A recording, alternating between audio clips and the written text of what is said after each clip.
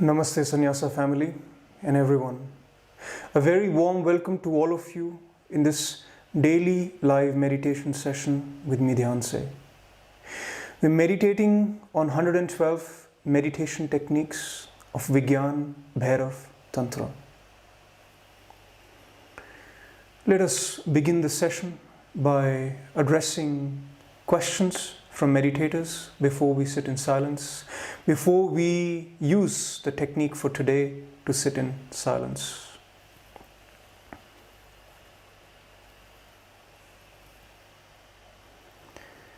The first question. I'm trying to be the observer who observes the mind, process and the body during meditation. But in my everyday life, how can I work in dealing the things and in the same time being the observer? Does my mind live my everyday life so complicated? This question is from a meditator in our community. See that whenever you are going further in your meditation journey, you will come across this concept, this idea of observer, of observing the mind in various forms, in various teachings, in various techniques, that you are the observer, you're observing the mind. So this will come so often in different forms, in different teachings, no matter where you go, in which tradition you follow of meditation, you will always come across this question of observing the mind. Who is the observer? Am I the mind? Am I the observer? What is all this? You are bound to go through this confusion. Jiddu Krishnamurti, he spoke 70 years about this topic, about being this observer, about observation, about observing. Osho spoke about this for 30 years, where he talked about being the witness and witnessing, and all his work around witnessing. If you see today's masters, teachers, gurus, Sadhguru, he avoids this topic because he knows that it is a complicated topic. If you see Muji, if you see Eckhart Tolle, they attempt to also answer this question out of their compassion, out of trying to make you understand who is this observer, and at best they take you to a point where you understand, I am the awareness, I am the observer. So throughout traditions, there has been always an attempt to make you understand what is this observer, what is this observing, what is this observing of the mind, observing of the body. And the futility of it is such that no matter how much we try to explain this to you, it is very, very difficult to just simply understand this.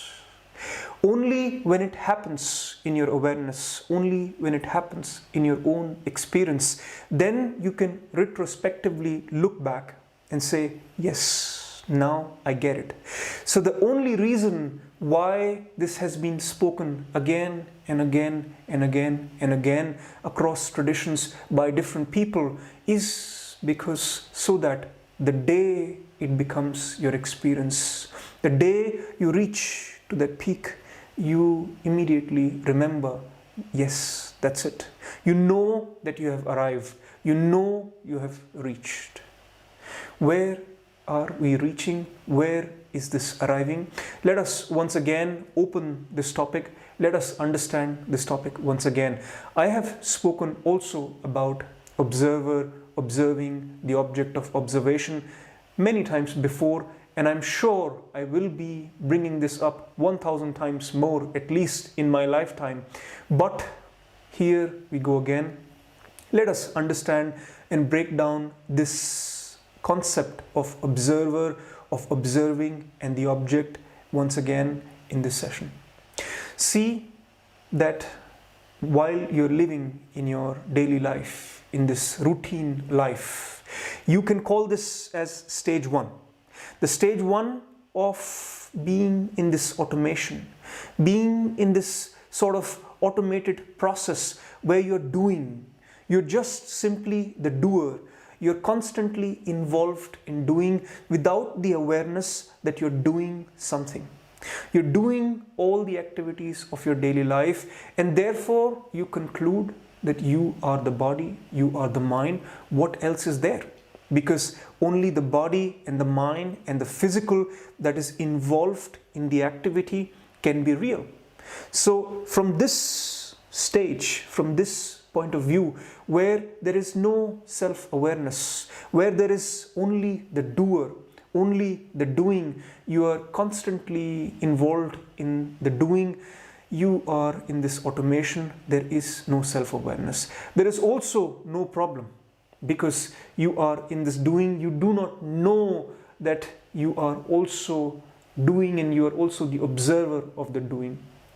But that stage, that form of life, it gets caught up in misery very, very soon. It is vulnerable to anybody putting it into any kind of automation, in any kind of process, and the whole of your life is gone as a doer, and you never realize the true nature of who you really are. Then you start meditating. Slowly the awareness unfolds. Slowly you start to see yourself in the process of doing. That is this stage number 2, where you have the doing, you're doing things, and you also see that you're doing things. So an observer is established in you as well, who is observing that whatever you're doing, whatever activities that you're doing, by meditating regularly, by going through these processes of meditation, slowly out of the automation, this ray of awareness arises in you, which creates this observer. This observer in the beginning is also your mind. So your mind is observing what you're doing. There are two established in you, the doer and the observer. And here is the confusion, here is the split, how to go about it while you are doing things. Do you do things, or you observe things, or you observe yourself doing? And this is the phase of confusion. But everyone goes through this phase. Everyone passes this phase and moves further. So while you are in this stage, while this observation in you is being established, partly through the mind, partly through your consciousness, while this observer is being established, allow that to happen. Allow this stage to also pass through. This split may be sometimes uncomfortable, may be sometimes inefficient. That's the price that you have to pay, that you somehow feel that, well, you were more efficient when you were not observing what you were doing. But now, since you're observing what you're doing, you are becoming slightly inefficient or not knowing where to put your weight. That's the price that you have to pay. But the gain that you have out of this is that you suddenly start to see what you're doing all the time.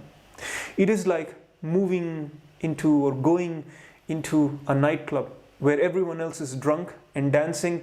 You have not yet drunk anything. You go in that environment, in that situation, and you're supposed to dance. How are you supposed to dance when you know you are there and you are not completely intoxicated, where you have not forgotten yourself? That is the confusion, that is the dilemma, that is the difficulty in this stage. But this shall also pass. You will move further in your spiritual journey and move to the third stage. The third stage is when your meditation deepens. Then you start to identify yourself more as the observer. You start to recognize yourself more and more as the observer, less and less of the doing, of the doer. This is the stage where you become very, very silent. This is the stage where there is a lot of inner peace that arises in you. All that has been capturing your identity as the doer has broken. and you see yourself, you realize yourself as the observer. In that realization, there is a lot of relaxation, because you see that the mundane of life, the continuity of life that you're constantly stressed in, that you're busy in, that is all this doing. You are not this doing, you are the observer. So the whole weight shifts from doing to being this observer. This is where most of the spiritual traditions stop. Most of the spiritual teachings stop. Most of the masters, teachers, gurus, they stop there by making you into this observer, so that you are above the doing. Whatever is happening in your life, you are above it. You see things from a different point of view, from a different reference point, and that allows you to manage your life in a very nice, easy way. But the journey does not end there. The journey continues. Comes to the fourth stage, which you can call as the last stage. When both the observer and what you're observing, the object of observation, that doing, that mind, whatever is the object of observation, they both merge. That fourth stage in Buddhism is referred to as Turiya, or it has no name. It is simply called as the fourth. The fourth, when the observer and what you're observing, they both merge. What is left is only observation, is only witnessing. There is no you, there is no object. There is no separation between you, what you call as I, what you call as me, what you are referring to when you say I, or even when you say this witness, this observer. When the witness and what is being witnessed, when the observer and the object of observation, they both melt into one, then what is left is only observation, is only pure awareness, is only consciousness. So this journey of spiritual growth, this journey of unfoldment of consciousness, is from you being completely automated in being just a doer, to all the way where you are simply, there is only observation, there's only witnessing, there's only pure consciousness. Everything else merges into one.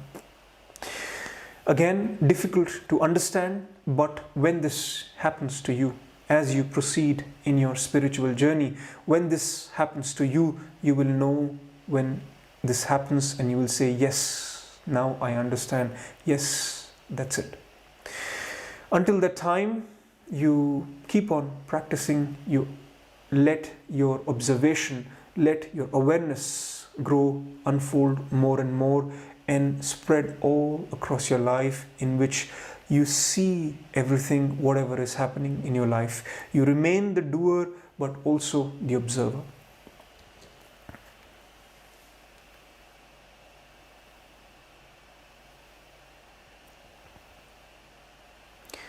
Let us listen to the technique which Bhairava has to give from Vigyan Bhairav Tantra for today, and practice this in the next minutes of our silence, in the next minutes of our meditation. Bhairava says, eyes slightly open, fixing gaze at the tip of the nose, and enter. Let me repeat. Eyes slightly open, fixing gaze at the tip of the nose, and enter. This is yet another meditation technique with eyes open, with preparing you for meditation, for entering into a meditative state.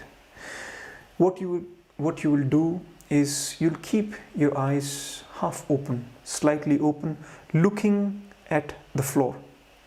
Somewhere down, looking at the floor, not at an object in particular, but your angle of your eyes would be as if you're looking at the floor down below you.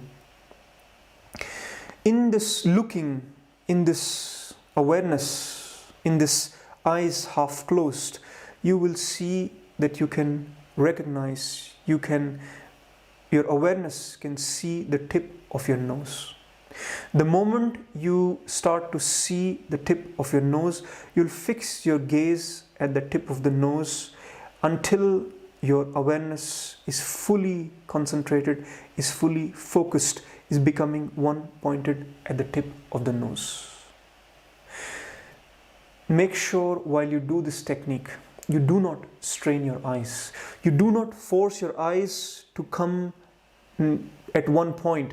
Rather, you will keep your eyes very relaxed. At all times, eyes will be relaxed, looking at the floor, down at the area at the floor, at no object in particular on the floor. And in this observation, you will see the tip of your nose. When you see the tip of your nose, holding the gaze at the tip of the nose for a few minutes, so that your awareness becomes one-pointed and you can enter into meditative states, into silence. From there on, we will close our eyes and move into silence, into awareness within. Please take a posture that is comfortable for you.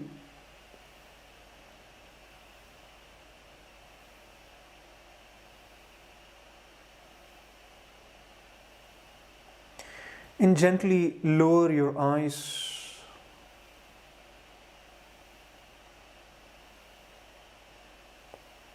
looking at the floor.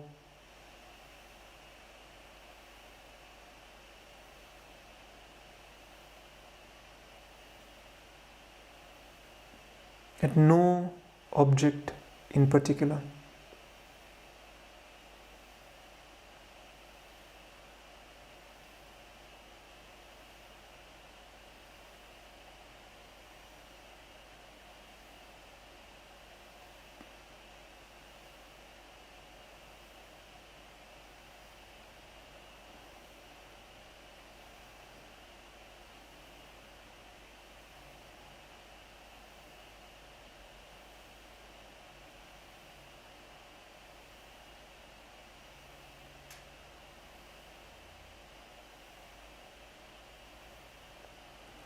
Bringing your awareness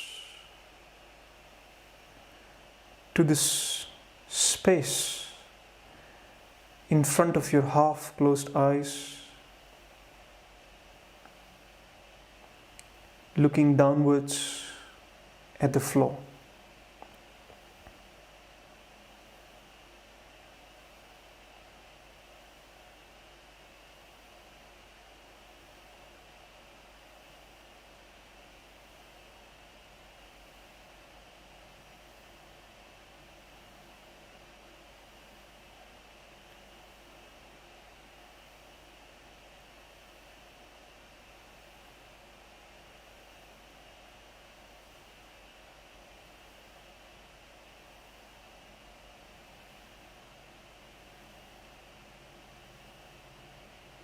Not focusing at any particular object, simply awareness in front of you, in the space, in the area between you and the floor.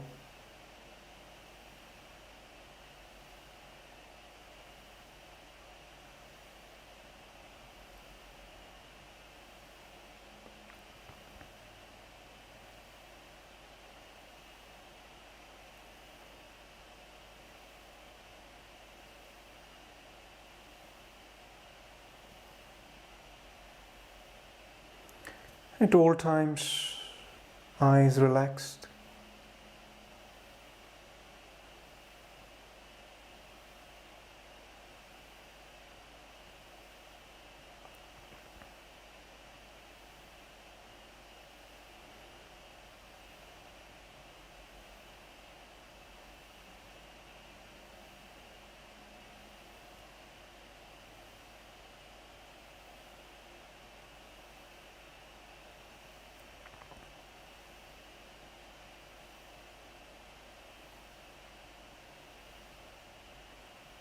You may lower your eyelids further down. So relaxed.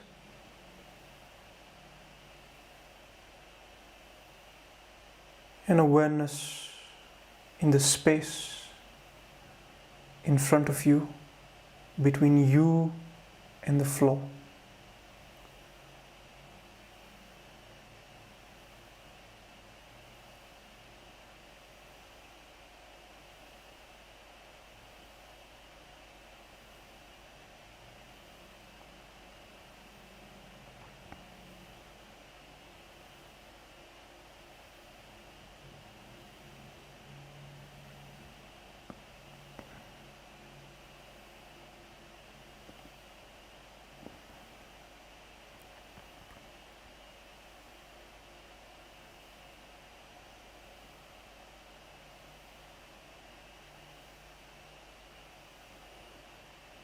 As your awareness settles,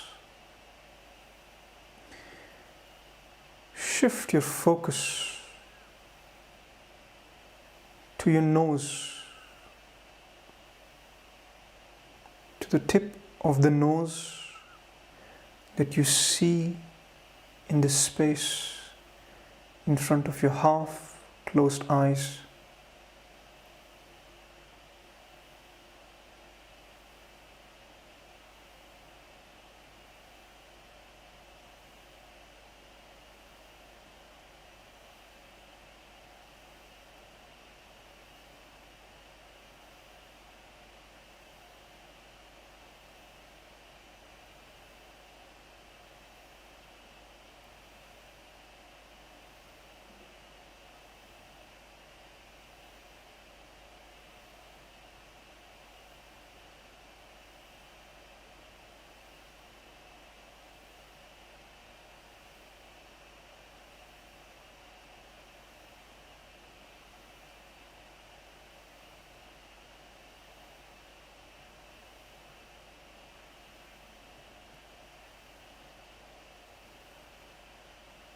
Keeping eyes relaxed, awareness at the tip of your nose.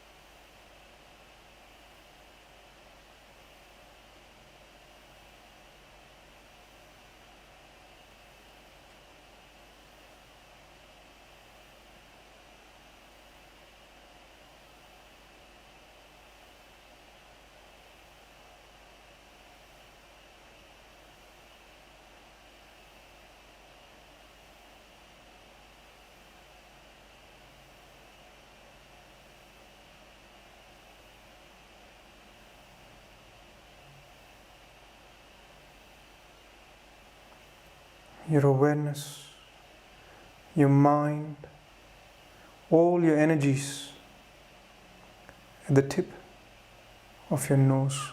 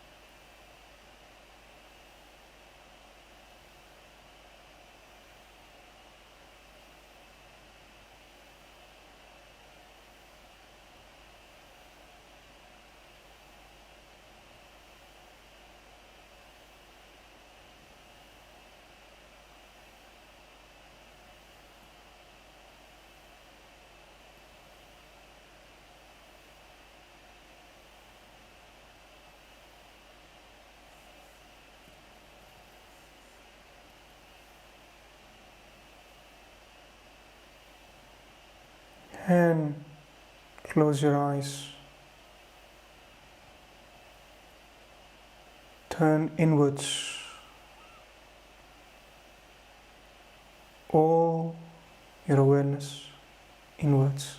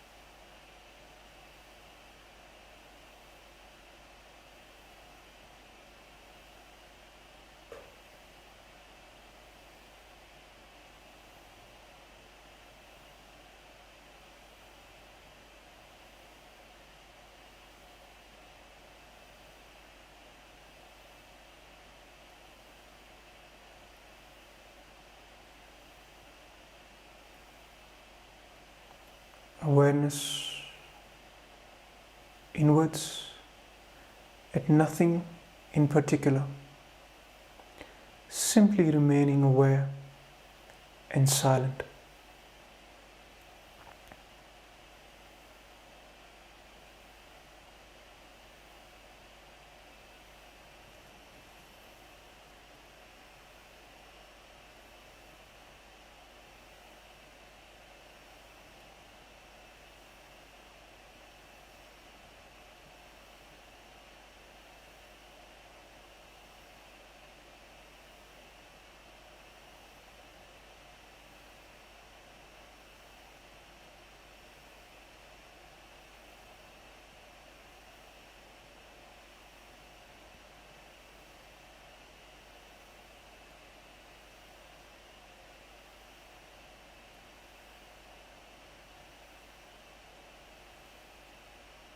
Whatever arises in you, thoughts, emotions, sensations, let them rise and fall while you remain silent.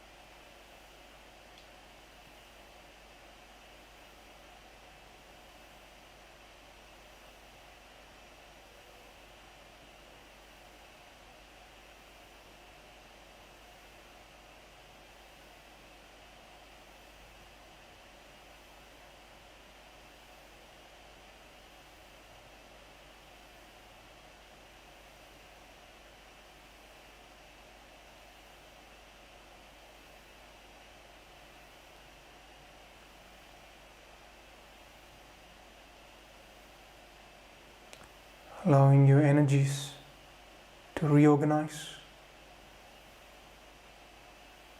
as you sit in silence and awareness.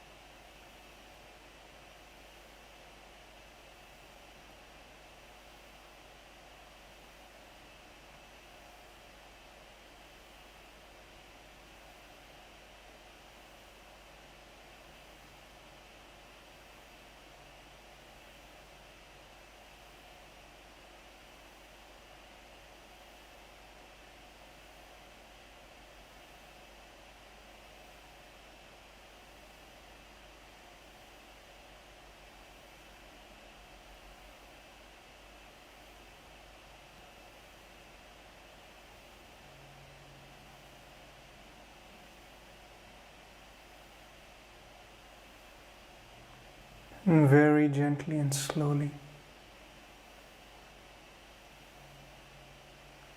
you may open your eyes, maintaining the centeredness,